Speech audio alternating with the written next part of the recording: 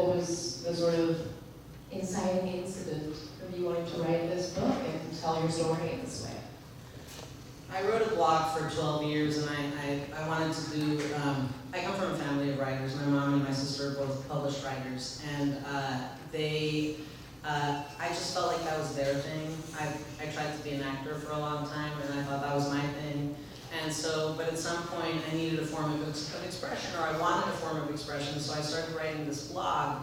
And I would write once a month, and just write like a blog post. And the idea was to sort of, because yogic philosophy is so up here sometimes, my thought was to try to connect how philosophy, kind of how the rubber of the philosophy meets the road.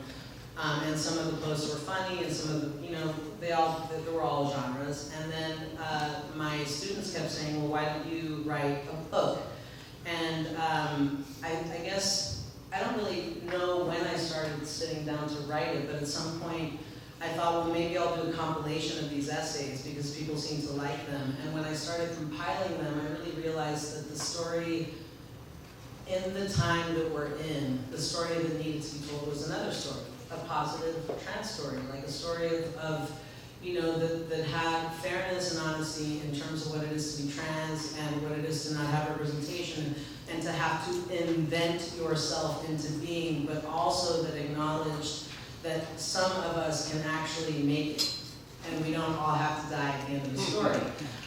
So that was kind of the, when I started compiling, I was like, no, it needs to be something else. And then I just kind of let it guide me, and here we are. Here we are. Here we are. Oh my God, we're here.